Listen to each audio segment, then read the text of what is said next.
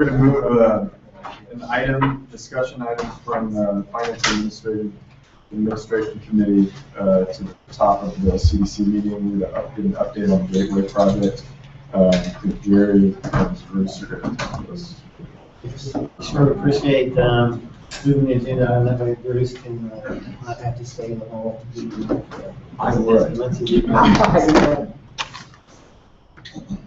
So the city's finance team met with the developer and his finance people a little bit. While Mr. Valenti originally was going to stay for the meeting, but other commitments have pulled him away and he's not able to attend tonight. So we thought we would kind of give an update. In general, he's still holding his plans pretty close to the vest.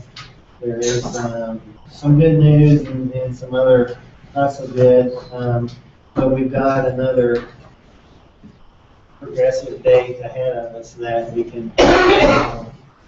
So on the good side of things, we need to confirm and restate that Walmart is still part of the plan.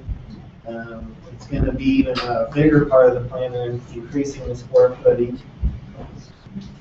And that's probably one of the questions we get most often is Walmart still in? Yes, they're still in. What's going on? What's saying what's changing? Well, he's got some options open with moving of buildings, various things like that. Reconfiguring the lot or the plan, which is going to call for potentially even a rezoning, really basically almost starting over. Can you just tell us what the square footage was defined at, what is it now, why? It was, I believe, 150,000 square foot, now it's 175,000 square foot roughly. Sprouse is also a part of the picture, and they've expanded also to a larger, which is another positive. On the downside of things, the large retailer is still not secured, which is the major key to the whole thing. We want to talk about a potential date out there. Their, I guess, realty team or whatever is coming to Mission on September 15th to visit the site, discuss options, and hopefully we'll make a decision soon thereafter, which things quickly fall into place. There was some questions, I guess, part of the configuration. I know Debbie brought this up before. They're still considering a hotel component. It's possibly, it's still kind of, there's still not a definitive plan. Where he's kind of at now and what we need to be prepared for, I think, is once things fall into place, he has to start all over. In order to get things moving quickly, we're going to have to, first of all, be up to speed on a variety of things as things come together. Because he's kind of got a chicken and egg thing going on. He's stating today that his financial situation is better, more secure, firmed up, but it's difficult for him to move forward with any plan because it's the city's financing component. It needs to be, the banks and other security options need to be, confident that the city's plan is they're still backing the project. Tell me what you mean by that, Jerry. Well, and again, chicken and egg, the financing situation, maybe Bruce would be better prepared to answer that in a better way. So if you want. Yeah, I think Jerry had it right in that what Tom was saying is that he thinks he's got his bank financing in good shape in terms of the terms and conditions and sort of the deal points. But they're going to want, before they get too much further down the road with the bank is going to want an indication that the city is comfortable with the revised plan, which is still in development, and with the revised financial request. So I just, I think you have it right that it is a chicken and egg, and that there's just going to be a fairly quick re-engagement of all of you in terms of looking at the plan when Tom is ready to release it. I would guess maybe the latter part of September. Well, I have to tell you, I have great concerns with just the whole positioning of that group. Not from your perspective, I know you're just a messenger, but the thought that somehow the city's piece is somehow this chicken or egg or linchpin in getting it done gives me great reservation, because so far we have been the only entity to take a position of leadership to say, here's that 30 million for the project, and that deal is still on the table. But if Tom wants to change the deal, but doesn't have a plan, and won't give us a tenant mix, I understand what the price tag is.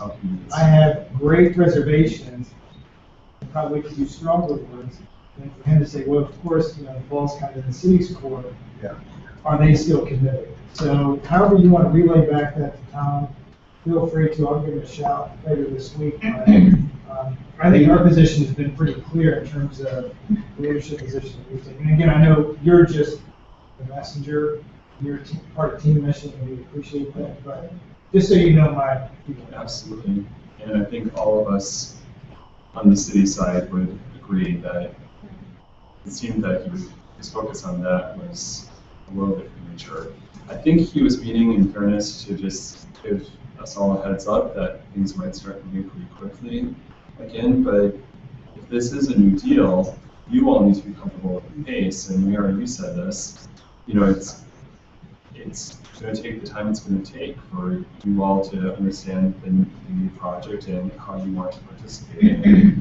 It probably won't take as long as it took to reach the deal that you approved back in January of 2013, but you're not going to be rushed through this, and We're they talking need to maybe understand 7 this. weeks, and then we're gonna find out that there's a potential for rezoning. We're talking about starting over.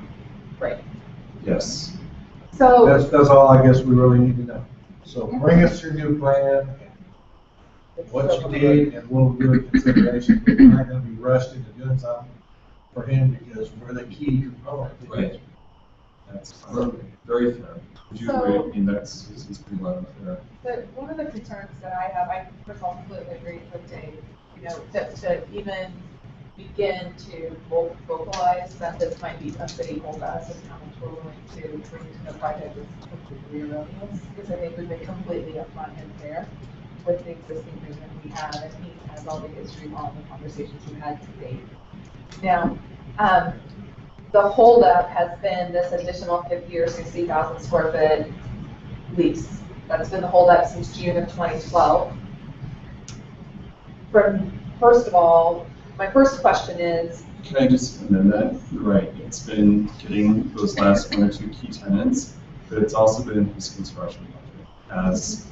The bids have been much higher than what was estimated, so he's been struggling over the past year to try to figure out how to close that gap. so. Is that what happened in Syracuse? That's a whole other kettle of fish, Pat. I'm not familiar with all the details, but yeah, I would have to get back to you. I was just curious if that was a problem there too, or not. So it would seem that, given what we know today, what the project is today, we still need this 50, 60,000 foot retailer to come into the space, right?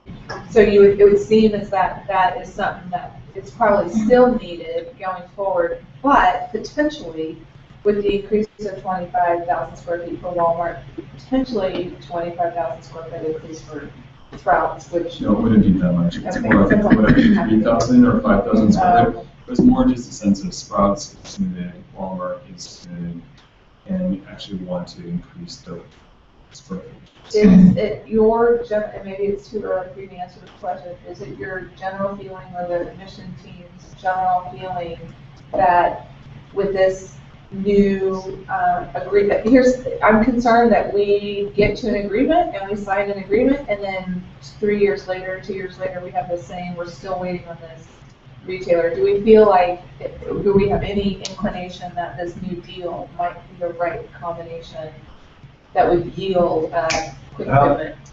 I want to just we don't know because we haven't seen this plan or whatever. We can't even consider that really. But what we can consider is trying to get back the $6 or $12 million that the city has invested for him into his property. And I think we should do what we had talked about earlier, or try to get back $600,000 a year or something. Annually, we're talking about trying With the to. benefit district. Let me restate my question, right? So I disagree, Pat. My concern is, does this developer have the ability to deliver on a project that would fit in that space for the scale that it is needed to be? That's my concern. I don't know if he's capable of that. I don't want to misspeak, but he said he would not bring a plan before the council if it was not complete. And not to be disrespectful, but he's also said he's quit making promises in the city. And along those lines, I've stuck on that, I've made mistakes, I made these promises and he didn't.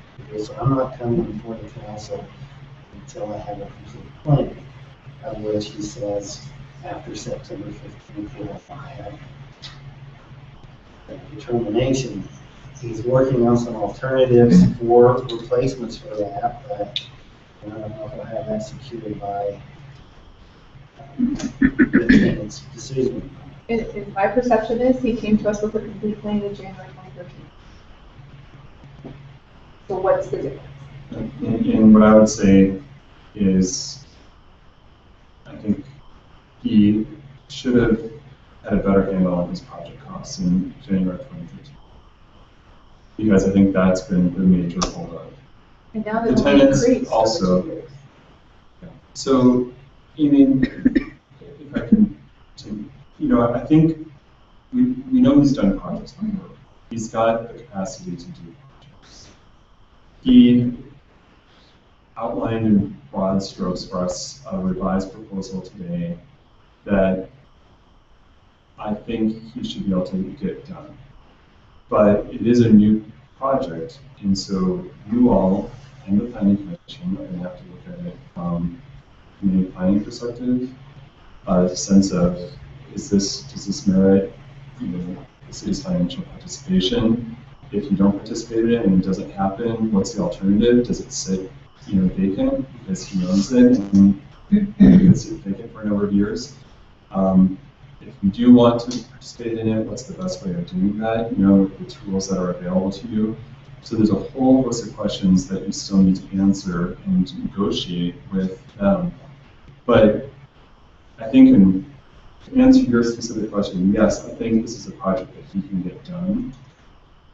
I can't speak for you though and answer the question of, do you want to try to see if you can make this deal work versus wait and who knows what the alternative is. That's really a question I think that needs to be answered. We are still looking at multiple mixed use though, right? He can make it work, he can put a gigantic Walmart, I'm not interested in that anymore. My threshold for paying with him has gone completely out the window. And he needs to show up here, I'm sorry. There are people out there who voted for these people based on the fact that we were making decisions that were in good judgment and in good concert with the spirit of the city. And those particular commitments back to the community have fallen on deaf ears, and I don't blame him. We need him here. I don't want to wait 7 more weeks for him to come in and give me a whole new plan. I'm not willing to do that. I want to know what our options are. I mean, I don't mind him coming back with a plan, but I think we need to take action with our own plan to start recouping some of the money. He's supposed to be paying. And staff has recommended we don't do that in 2015. What we had discussed about possibly getting, as a refresher, the old plan, kind of review the existing agreement, was possibly having a work session on August 27th, the last Wednesday of the month, in preparation of Tom coming back with the new plan. So I wanted to kind of float that out there if the council's interested in doing that. Bruce would come back and we basically walk through the steps because we really have some new people. I wasn't a part of that original process as well as some of you. So we're gonna have it done by. No, this is. No, This is just an Right. internal, Oh, we're okay. review internally of the existing agreement and possibly What what it's we're gonna look at, what are we gonna require? Yeah, let's put the ball back in his court by us meeting and making some decisions ahead of time that we can relay to him as he brings forth in September. I mean, kind of swallowing him away. Yeah, exactly. And we, council tried to answer some very specific questions as you process the question of the $30 million and the way that was structured. And you all might have a different set of questions this time around that it would be helpful for us as the city team to know in advance of starting this process again in earnest. So we thought it was worth bringing to you as an idea of sort of getting new people up to speed, especially on the TIP and the CID tools and some of the factors that are in play with the gateway, and to, again, as Jerry mentioned, refresh what was actually agreed to previously. So, we don't have to beat this to death, we don't really have an update. I get that. One question, I know we approved TIF the last go around, will that have to be reapproved with a new plan? That is to be determined. There would have to be a new project. We say that. We think, yes, they'll probably be asking for I know they'll be asking for a new TIF certification, which would require a supermajority vote.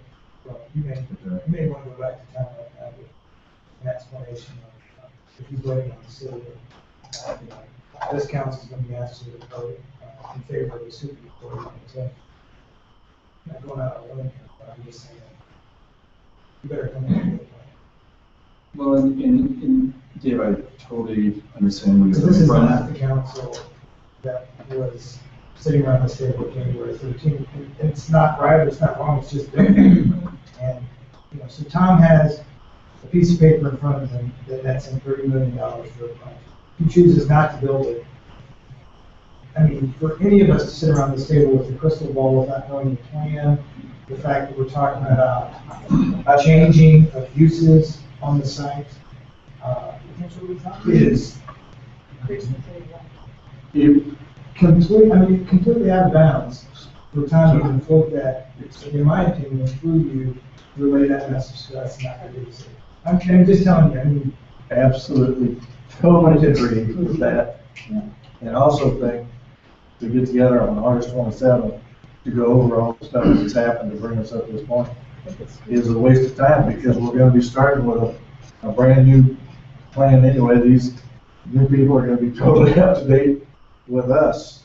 But Because we don't know what what the they plan said, is. it was to educate, or help them understand the different financing aspects and what we did, what are the cornerstones we had in place, like using the sales tax, estimates, Yeah. things like that. I think it's just about the process and how we went It's about really it. meant more as a economic development tools and policies type discussion with some context on the previous deal. It wasn't really meant to focus on the last deal. So I agree, if it was just a meeting focused on the last deal, that would be a waste of time.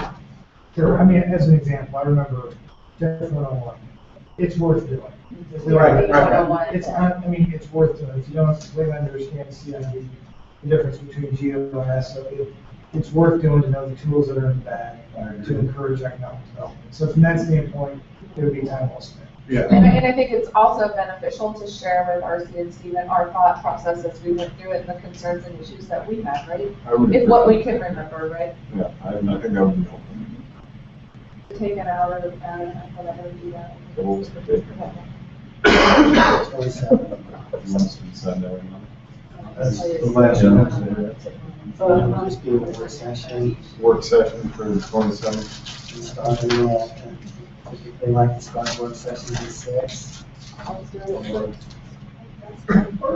Six or six. It is. Virgo. No. When is this, August 27th? 27th. You just have to bring more candy. We'll bring the cake. Can I just make one other point? Because I really, after working with you all these years, I completely understand the frustration that you're voicing, that Dave's voicing, and everyone. And we felt it in the room too. And as Laura and Martin can attest as well, along with Jerry, I want to make it clear that I work for all of you, right? I certainly don't work for Tom and his folks, and I don't even work for Jerry or Laura or Martin. I work for you. And so as we go through this process, I'm going to be presenting you some information that you might wonder, well, what's the motivation? I just want to make sure that you understand the trade-offs. So, you had both expressed frustration and doubt about whether a TIF could get passed, or you might say, go take a hike to Tom. I'm just going to make sure you understand what the alternative consequences are. And that's not meant to say I'm advocating for it, but I think that would be one of the hardest decisions that you all have as a council is, do you try to make this alternate deal, this, yet again, new deal work in a way that you're comfortable with, using tools in the risk reward that we worked through on the last time, or do you take that alternative? And that's a decision that you all have to make, but I think now that we're getting to this next iteration, that'll probably be one of the biggest policy questions you have is sort of that fundamental, are you willing to engage? And if you're not, are you comfortable with the consequences of not engaging?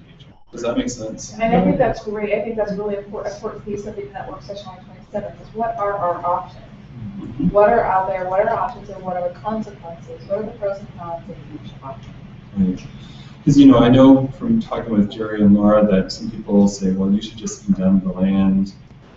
That you can't do that. You legally can't do that, and that would be hugely costly, even if you could. So there's some realities, market realities that we have to grapple with, as well as some realities about the use of tools and the city's $12 million investment that you were going to make anyways, because it was not just for the gateway, it was for the entire Rock Creek. But you're right, that's a huge objective for the city, and there's a lot of different considerations there. So I hope that was okay. I just wanted to. Listen, Bruce, it's always, listen, I say this as sincerely as I can. I love having you on the team because I always know we always have the smartest guy. I mean that sincerely. And I understand the fact, the realities of, okay, so fundamentally you're opposed to TIF as an example. Well, are you comfortable with it looking the same way for the next 5 years? Because without TIF, all these can't occur. The only thing I will say, and those will be great policy conversations to have. I will say, the challenge I have, and this is maybe where I become effective with Katie, is that we have engaged, right? And we've engaged aggressively for the last 8 years, and it has netted us the same as not engaged. And so that's the challenge, at least one person on the city. But at the end of the day, I think we're all pragmatically minded. So,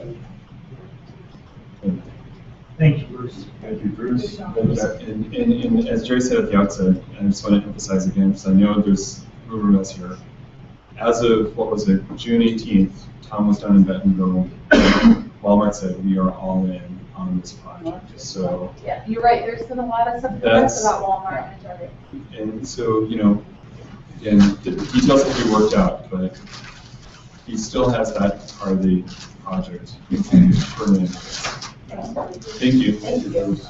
So, thanks for all your questions tonight. You kept them on point today. Try to. Thanks. I think that concludes our update for the Gateway project. No pun intended. Excuse me. Yeah, address something. Sorry. Can I address something about this? Okay. One thing I agree with Bruce wholeheartedly. I think one of the things you're taking the finger pointing at the city wrong, because he's been telling us that he's looking at coming back, at altering the plan, and those plans have been driven by construction costs. I think what he's doing is I don't think he's finger pointing, I think he's saying, he's just giving you a heads up, he's trying to communicate with you, I don't think he does a very good job of it. But I think he's trying to say, look, I'm adjusting the plan, it's not going to be exactly like you had, we're going to need to work through it. And I think he's just trying to communicate with you on it. Two, I think that Walmart's commitment is huge, because Walmart will not tie themselves to a developer that they don't trust. And I think you have to put some stock in that. Your fear of it just being a Walmart project is untenable. He can't make money with just a Walmart sitting down there, so that's not going to happen. He's got to develop square foot, because square foot means profit. The more square foot he can put in that, the more density he can put in that property, the more profitable it'll be. He can't do it with just Walmart. Positive things with Walmart increasing their square foot and Sprouts increasing their square foot. That means less square footage that he has to get his financing in place. The reason why the financing is important is because, I mean, the city's important is to get that financing, we've got to approve the project. Okay? So I think that's the purpose. I don't think he's finger pointing. But I would put a lot of stock in the fact that Walmart is still tied into him. If Walmart didn't respect his capabilities or his ideas, they'd be out. They'd be out in a heartbeat. Bruce, do you have an idea about the potential for there to be a hotel in the apartment? I'm gonna go like Jerry and tap dance my way away from that. I'm really sorry, I can't. They are seemingly enthused about adding a hotel component. I think Tom has actually mentioned to you that the cost of doing residential has been a sticking point.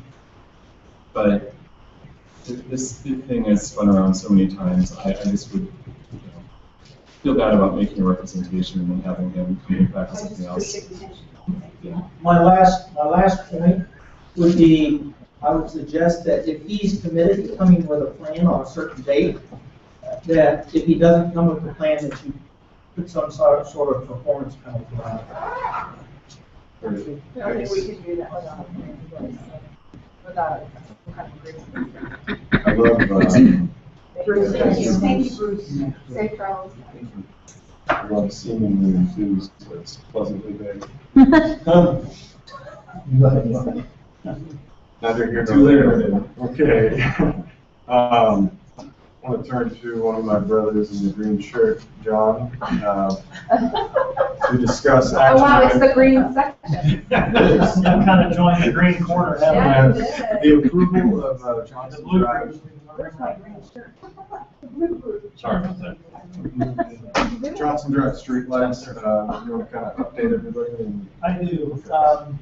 I will take you through the roller coaster ride that has been the Johnson Drive. With resolution number 864 passed back in 2012, we decided that we wanted decorative lights to be a part of this project. What we had initially spec'd was the blue mag decorative lights that you've seen in other places in town, further east on Johnson Drive, adjacent to the Mission Crossing development. Due to the fact that those lights do not meet Buy America standards, they could not be included in the main contract with the Johnson Drive project. So what we did is we went competitively bid the actual streetlight portion of that project. During the design phase, our initial budget for the streetlights was $350,000. When we went through our competitive bid process, our lowest bidder was $796,000. It is. So once we had those bid results, myself and staff and Olsson went back to the drawing board to come up with a feasible alternative to those streetlights to keep the initial design and some of those elements intact. What we came up with was a HAPCO brand street light, which closely resembles the current Lumex street lights that are currently installed. What was the 800,000? That was the Lumex poles that are currently installed. The exact same one, I thought they were. Exact same. Yeah, look at the bids for the exact same. You know, I thought they were unavailable, you said. They, Unavailable for the core. they could not be included in the Johnson Drive project itself due to the fact that that had federal aid money on it, and any piece of, Okay, because of where Their product. any piece of because of where material. they're made, so they had to take it out. Correct, they had, to be a part of the federal aid project, they have to meet the Buy American specification.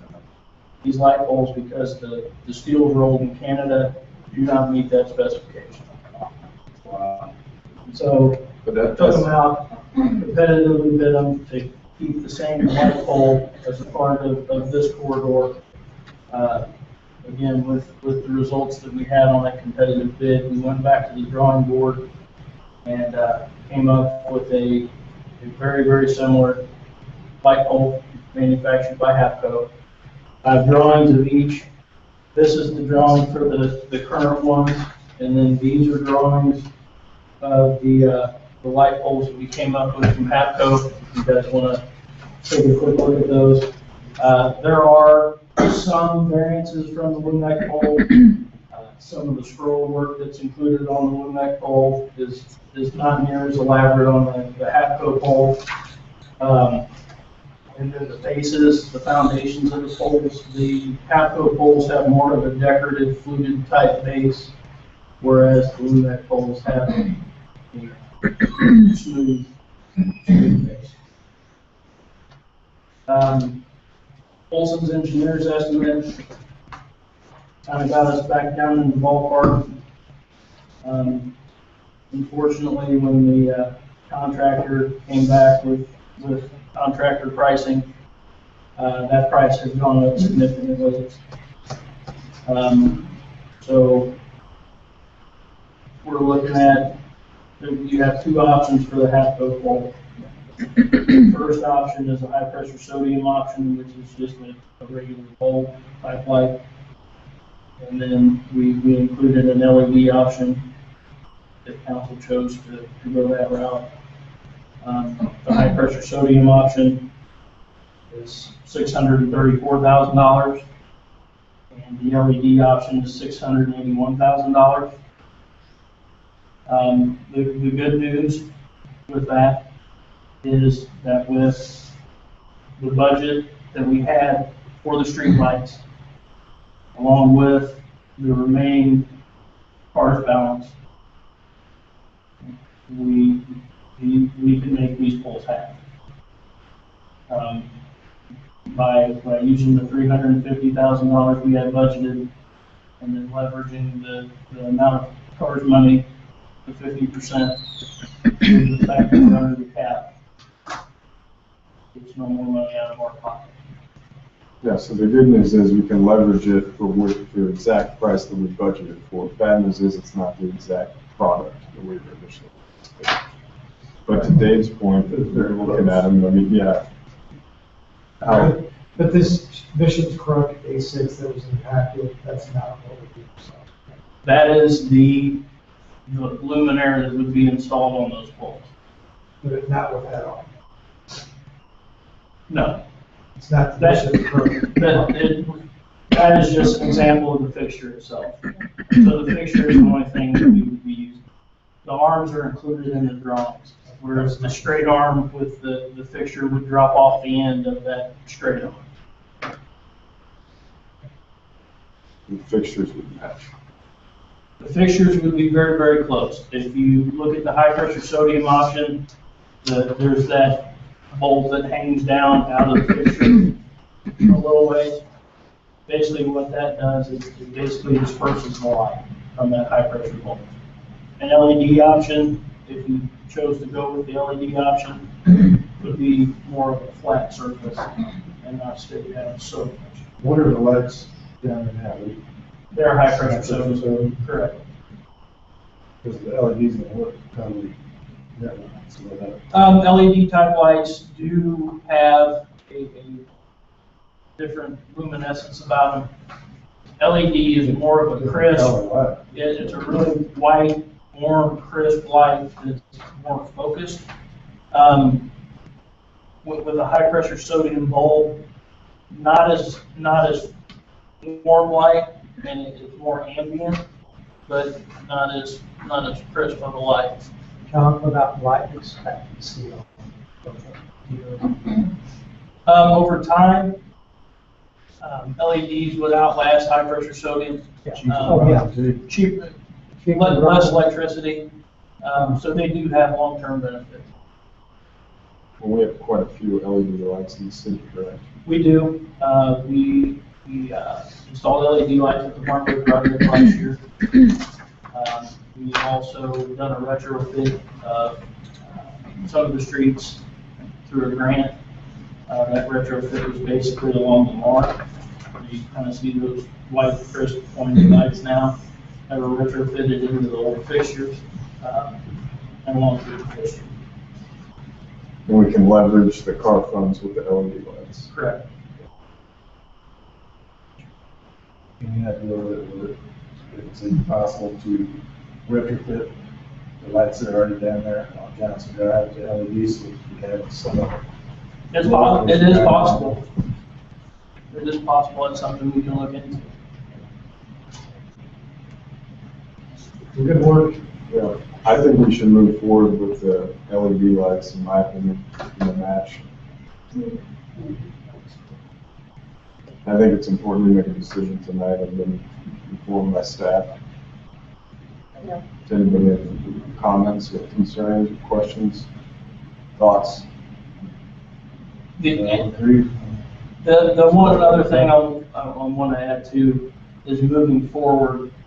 One of the other things that we wanted to be sure that we look at with future projects that have federal funding on them is to be able to have a light pole and a fixture that you can include in the job and leverage those funds, so you're not trying to piece it together. How could we realize that what we were planning for federal alternatives?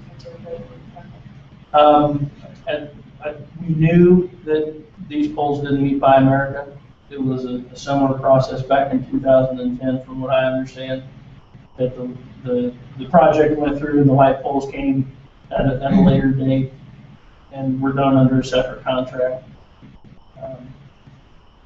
I just think it's in our best interest in moving forward that we spec a pole that we can include in these projects. That way it's wrapped up in one package. It shows the dangers of sole sourcing major facilities such as the street light. So here the price double. Once they knew we had some installed, so competition is important. I think I don't understand what you're saying. it keeps the suppliers in check, because if Lumac thinks that we're solely sourcing their light, they can ask whatever they want to for it. But if we have a viable alternative, an improved equal, such as this one, it keeps them in check by saying, hey, I've got competition. So. Are we all in agreement then? As far as, yep, take the council. Good. And if you versus saying that we practice, we need to use LED lights, I mean, that's part of our practices. Okay, then that will take us to our second action item. Thank you, John. Appreciate it. I'm gonna miss you. Oh, don't worry, I'll be back later. Good. Vacation of the right-of-way easement at 5801 Johnson Drive. We are going to blessed by the presence of Laura.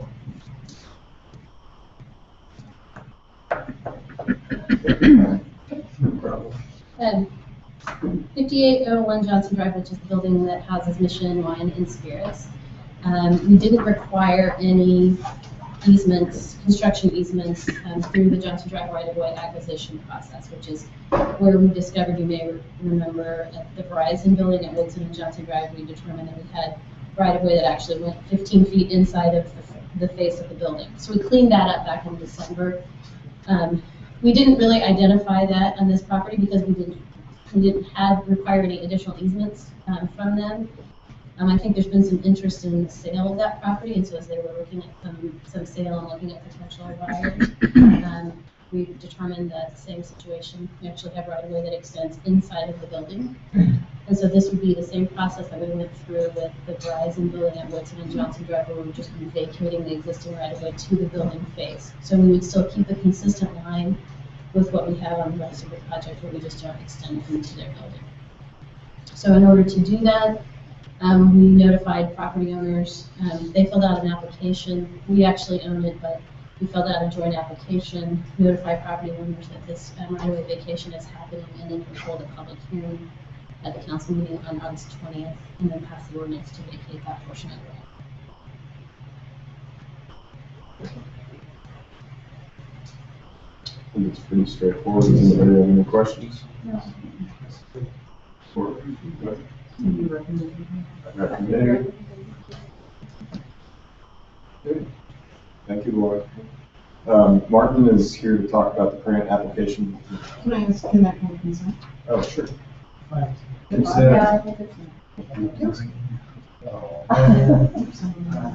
sure? I'm going to talk about the grant application for Turkey Creek Trail design. This is a grant with the Mid-America Regional Council Planning Sustainable Places Grant. That's what I'm take it from there. Sure, thank you. I'm going to talk about your favorite subject, the Turkey Creek Trail. We've had some significant debate about this particular project over the last 2 years, 2-3 years. And one of the things that, just talking with Jerry and Laura, one of the things that we realized is that every time we talk about it, in the recent past, it has been as part of a CIP discussion with a project cost associated next to it. We have in the past had some more lengthy discussions about the merits of the project, what it actually is, what it connects to, what areas it goes through, and all of that. But it's been a few years since we've done that. So just looking around this table, I realized that 5 of you were not part of those initial discussions. So for that reason, what I did in the packet is I did include some background information or presentations that were shared with the council going back to 2009, 2008 about other parts of this project and the overall project as a whole, the 10-mile corridor. Includes some pictures and pictures of what's already been built and or what has gotten built in the very recent past and future extensions. So that's in there. I'm not going to talk about that now. That can be done at a future time if the council wants to hear more about that. Very recently, we had a discussion about some construction funding or a grant application that was sent out for construction in 2017, but because of, and that was as part of the CIP discussions, because of an issue of the lack of confirmed local match to get that project built, and that was the local match was in the range of $850,000 in 2016 and 17. The city went ahead and withdrew its application for those funds. We had some recent discussion about that. There is generally, when we pursue a federal grant, much like what we're doing now with Johnson Drive, Martley last year, and all, actually not all, Row Avenue, generally federal grants for construction projects pay for certain things. They pay for construction. They can also pay for inspection and different things. Generally, federal grants are not used for design of projects like this. There is, however, actually it's the second year that Mid-America Regional Council is doing this Finding Sustainable Places program, and they have made design of certain projects eligible for this grant funding. So it's an opportunity that's out there. We wanted to bring that before you so you could give us some direction of whether we should move forward and submit an application for initial design. Not get the project all the way through completed design, but just get it far enough along that we could have some real numbers for the future when and if we decide to pursue the project. So we're bringing this to your attention so you can give us some direction. Deadline for submission is August 27th. So we have all of this month to put it together. That's plenty of time. This is what you could get.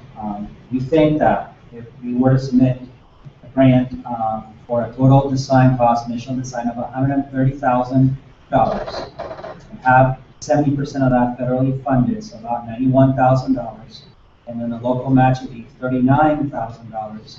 We think we can get the project through what we call 65% design and stop at that point. We think that would, first of all, reduce the design cost for the future when and if the city decides to move forward on that. Also, it would give us some real good construction estimates, which we don't have now. It would also line up what will be the right-of-way impacts of doing this. And I think we talked about this in the very recent past. One of the big question marks that we have about this project is what will be the right-of-way acquisition cost or the easement acquisition cost. We simply don't have any information on that now. If we can go to the 65% design, we will have that information on where we go. Something else that getting through the 65% also does is that if in the future we were to apply for additional funding, because we have this work already done, it's going to award us some additional points, therefore make it more likely that we'll get grant funding in the future. So it is pretty straightforward. Do we want to submit for this grant for initial design or not? It does have an impact with local match. We're planning on $130,000, $39,000 would be the cost of 2015. We have put some information in the budget. This can be absorbed within the CIP for 2015. But given all the debate that we've had about this project, we wanted to obviously bring it before you and have you give us some clear direction of whether we should pursue this or not. I'll stop there. Now the Parks and Rec sales tax. Yes. Yeah, which is a good point, because, excuse me, 2015 budget, we have a balance of over 83,000 for that Parks and Rec, which this is completely in line with that. And for 39,000, this is a good way to leverage those funds. I think when everyone was sitting around the table, we were talking about if we had the funds, this would be a nice thing to do, but we didn't have the money. This is an opportunity, as Bart said, to really reduce the overall design costs if we decide to go down that route, and more importantly, just to tell us about the scope of the project, to give us some more information to answer any questions we may have. So that $83,000, just could you remind me, does that put us above 80%? Is that $83,000 above the 80% cost recapture? That is the, if you look at the CIP, the Parks Recreation Program Plan, once we have looked at all the other expenditures, and yeah, so it keeps us in the general fund at your 80% cost recovery for the community center, funds all of your equipment replacement, creates an outdoor park facility replacement fund and a building replacement fund, and so at the end of the 15, that was the fund balance. I got a question.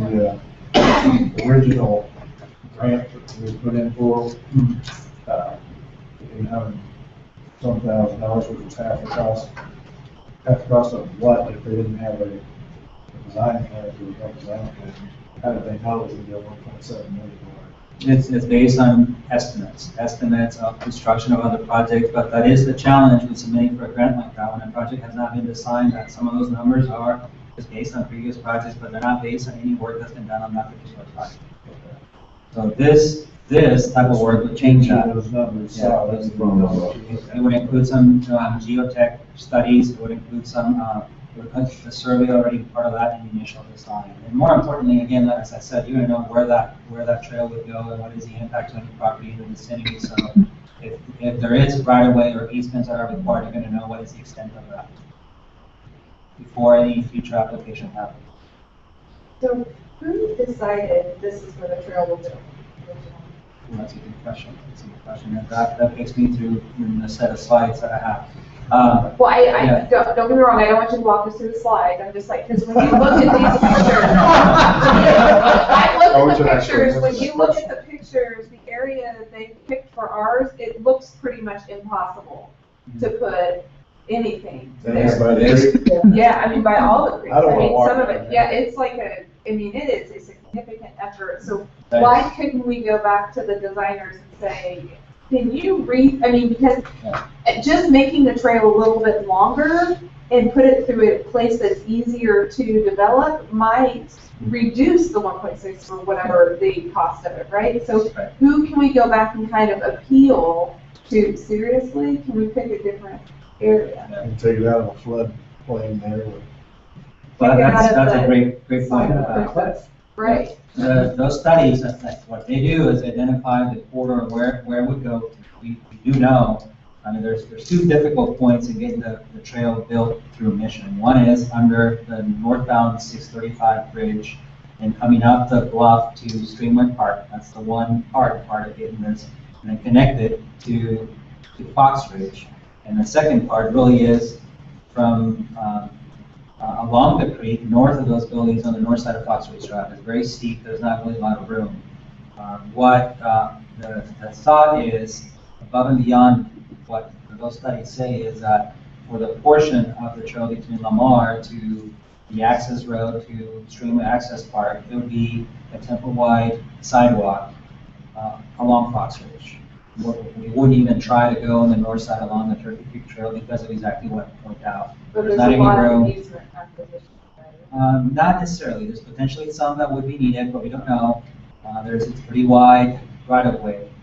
It is for that reason, though, that we were thinking that as the Fox Ridge project, which would be a park project in 2017 or 18 moves forward, would have been a good time to coordinate the two projects, get it done at the same time.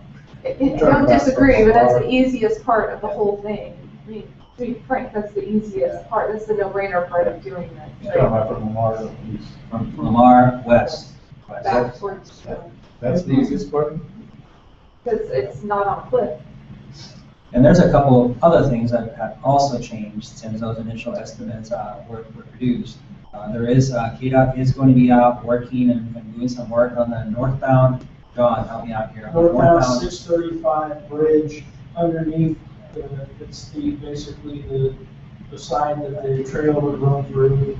And that was build a retaining wall to prevent creek scouring. So that was one of the significant costs that we had in the early estimates.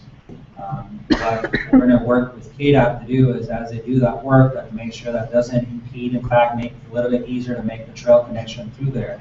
So we hope that those costs actually start coming down quite a bit, because that was a big part of that work. There's not a lot of room under that bridge. I've walked it, almost falling in the creek myself too, so that would be a big help if we go down this path. Listen, I'm supportive of it, and the other thing too, I think we need to recognize is, talk about right-of-way acquisition, easement acquisition.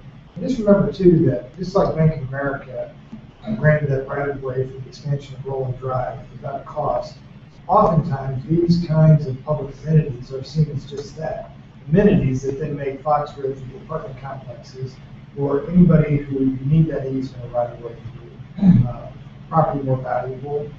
It's another amenity. So I do think that the 65% design plan will then give us real numbers to find out, I mean, is this 1.6 or is it 1.3? And will give us real numbers to work with, and I think it's worth the $39,000 local investment out of Park and Rec to figure that out, because it is an important piece. And once you get that completed, I mean, it will be a great amenity for the communities. Oh, I agree, and I think that's a good point, and it's the 39,000 again is available out of a set fund balance for parks and recreation. And as Martin said, and this is an important point, this is the only program, it's new, that we can actually leverage federal funds for design work. So we have to recognize the opportunity here. So to me, it's very informative to see how much the trail has actually been built. And I was under the impression that a significant amount of the trail had been built, and it appears that that's not true. It is great that this grant, and Martin, great job on finding this availability to funds.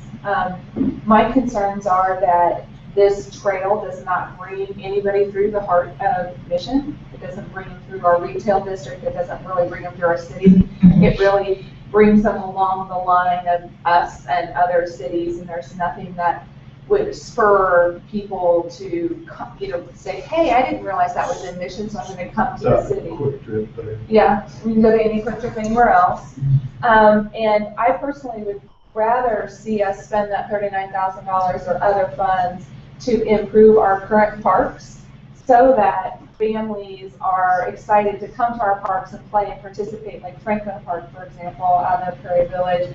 You know, that is just an amazing park, and they've done so many little things with creating a better environment for kids to come and play and families to bring their kids. You go to that park and it's busy almost all the time. So I'd rather see us invest in our current parks. That would help improve the life of our current residents, and then bring other people into the cities. You know, like so many people go to Corinth and have dinner and then stop at Franklin Park and the kids play afterwards or something like that. You know what I mean? So that's what I'm more interested in. I think we get more value out of our dollars, out of our taxpayer dollars, in something of that nature versus this trail project. I don't dislike the trail project. I just wish more was built elsewhere. And I wish that it was in a different area than what has been chosen, because I think that's a lot of problems. I think those are good points. I'd like to address your second one first. As to the funds to spend on parks in the city of Mission, we have $83,168 in the fund balance for parks and recreation for this exact purpose. If we were debating spending those funds for existing parks to upgrade for kids or parents or children or whatever, that's a wonderful discussion to have. But right now, we have $83,000 available, and we're not using it. Yeah, I think Christy's working on a plan. Aren't you working on a plan for improvements of parks? And it's in the process now that for the first time ever, you have some fund balance to potentially do something with. If you're talking about the parks master plan, that's already budgeted in 2014. But that's just the creation of a plan that's budgeted. This is doing the actual work.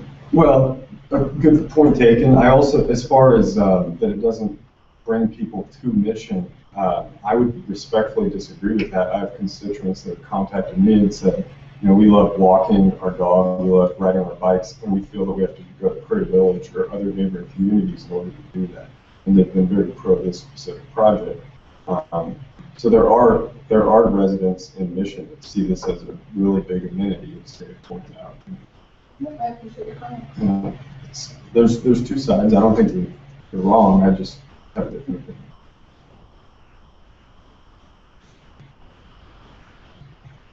I think one of the things I would like to ask is, given different opinions as you have pointed out, we would like to ask for some formal recommendation on whether we move forward with this or not. Whether that's in the form of a motion or just to city council, and we can do a number of different things. Well, I would like to move forward. Just as a point of clarification, we don't apply to the next application. Before 2017. Which will be still in So you're talking about taking advantage of 90% of. No, it's actually, well, it's kind of the strategies. The program is 80%, up to 80% federal funds, 20% local match. But the way they have their scoring mechanism, cities can get additional points if they do more than 20% local match. The reality is most do more than 20% local match. My thought is it would be 30% local match. So 30% local match would be $39,000 to get up to 65% this time. I think we should take a chance. I agree with you. Very good. Is that your vote?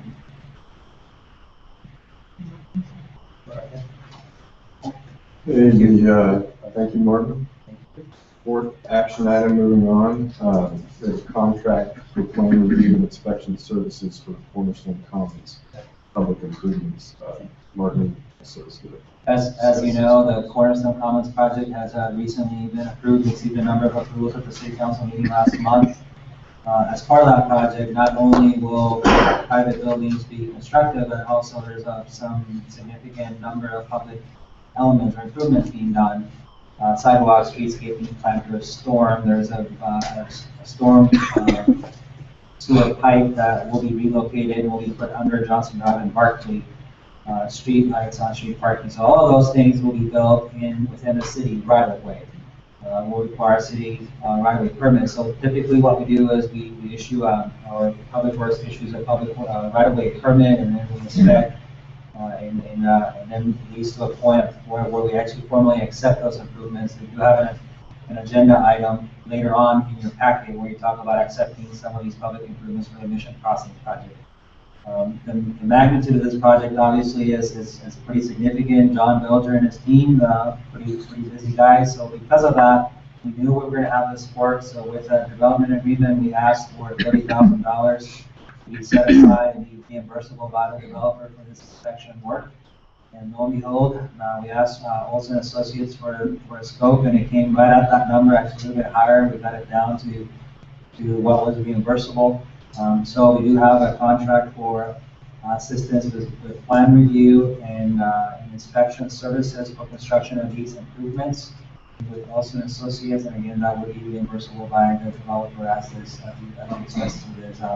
And this is an FYI. We did have a meeting with the construction team for Cornerstone Commons yesterday, and they are moving very quickly. They are actually looking at starting to work on the site late next month, is what they're saying. We also know that sometimes those things can be pushed back some, but they do appear to be very aggressive with their timeline. So anyway, contract for $29,610 for a construction observation, and we recommend approval. Any questions? Anybody have any questions? So I know we use Olsson Associates a lot for things like this. Does it behoove the city for us to do RFPs or get other bidders for this kind of work? That's agenda item number 6. Good question. But Good question. Right now, we have them under on-call consultation, and that was bid out in 2010. And so with some extensions, and now they're due up. So this will be the last. It's actually a really good question.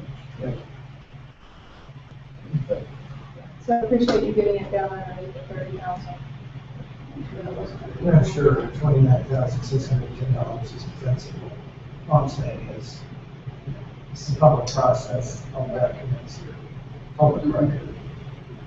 Does it take 7th grader to figure out what's reversible and that development? Yeah, so I get it. Yeah. That's my concern. It's also the perception of the decision. And I mean, that's why it is important for we sources that every 3 years that really becomes a very defining process to decide who remembers. I mean, it's important because we don't have the staff, full-time staff. And the reason we do them for an amount of time, it would be a lot of work, I should say, to go through a process where each one of these, and some of these contracts are not very large, so you know, really scheme of things. Maybe a lot of effort and time and resources and money to go through a competitive procurement of each one. So we have an on-call contract for a number of years that we repeat on a regular basis. It's also here to answer your questions. Olsson is not here. Oh, I see. That's fun. I say we take it to council. I agree. Okay. I see we're getting a pizza shop. Does everyone agree with having a consent or? I agree. I go with consent. Oh, consent, yeah. What was the short one? Sorry, I didn't know what your Green. question was. I'm sorry. Going back to green. All right. Is there a pizza shop coming? I haven't seen that. High High five. five. It was in the paper this morning. That's what he told us, high five or pot belly. I didn't see it. High five or pot belly. Glad to be back. Okay.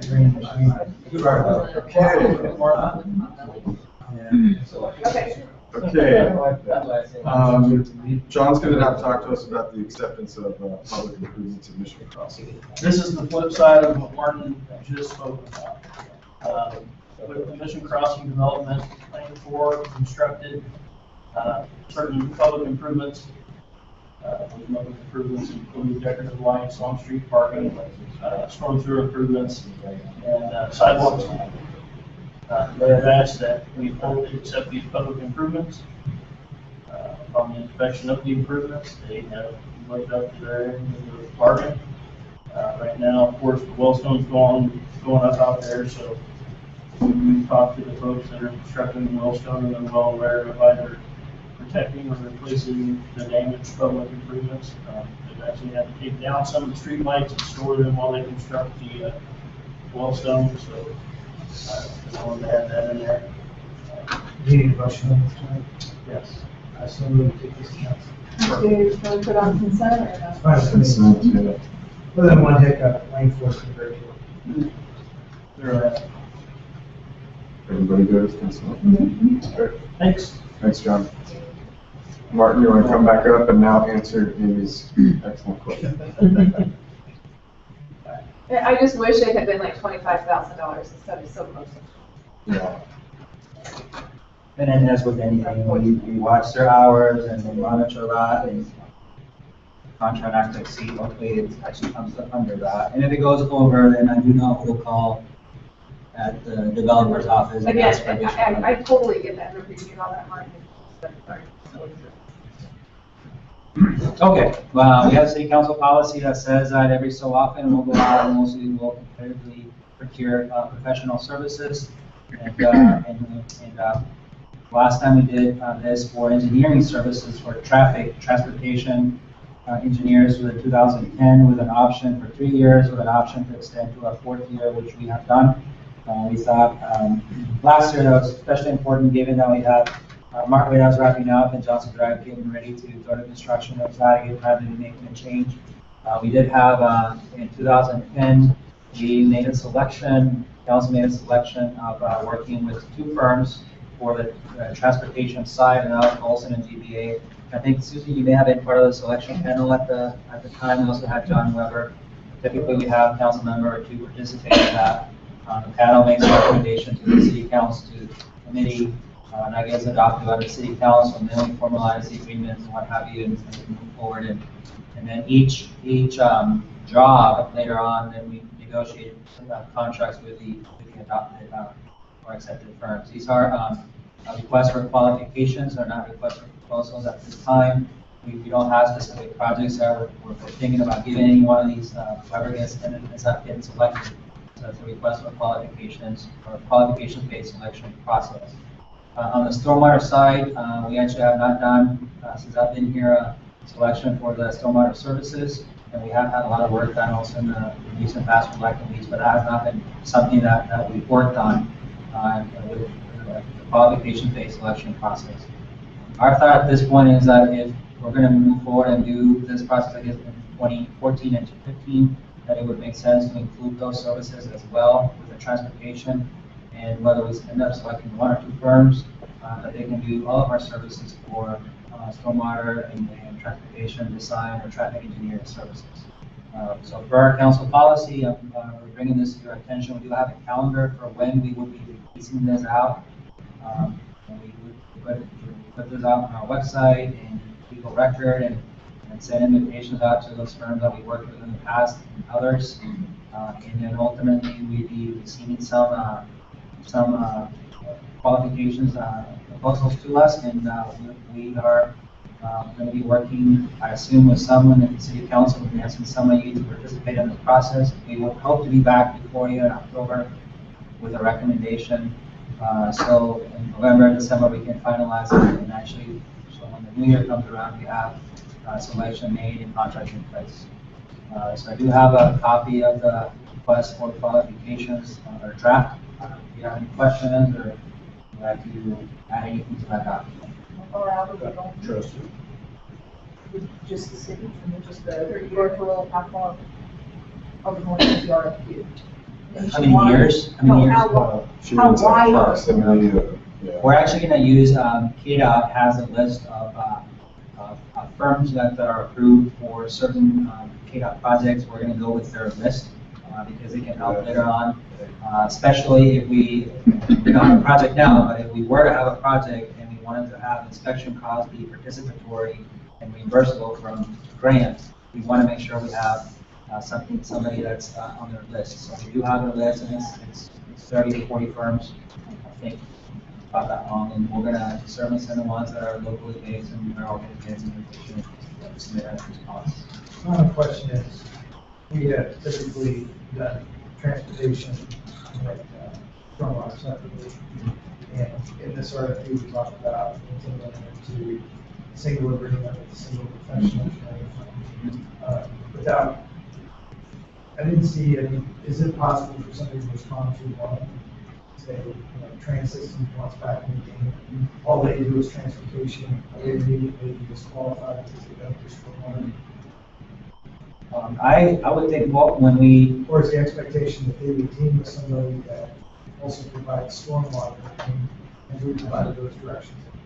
What I don't want to do is eliminate people who really know transportation, like train systems, because they don't have all those services now. Right? And I'm fine doing this at the same time. What's the downside to doing two separate things? it keeps it down to one point of contact. We do have an ordinance that council approves on a yearly basis, designating the city engineer. But it could be done that way. Maybe one thing we could do with the RFQ is saying that we prefer this path, but it's not mandatory that we end up selecting one firm. And obviously, as we go through the selection process, that's something that the panel could also discuss depending on who's interviewed and how the interviews go. Yeah, and that's what I've seen done is engineering firms put together a team. And what's important and what makes it easy for us is the one point of contact. And then they have handout. Then we don't have several P4s and all P3s, and then you have your T1s and T2s and spread among firms. That's way too much. Spell it out, that's a good idea. Okay. Any other questions? And this is not an action item summary, it's just something to bring up to speed what we're doing and what we're going to do, unless the council has any big concerns with following this approach. Good, thank you. Okay, everyone, this concludes the CDC. We do not have any items under other, unless anybody. Okay, good.